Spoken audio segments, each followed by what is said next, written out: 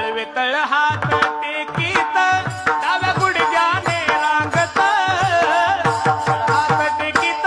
डाव्या गुडघ्याने रांगत हा रंग निरंगनात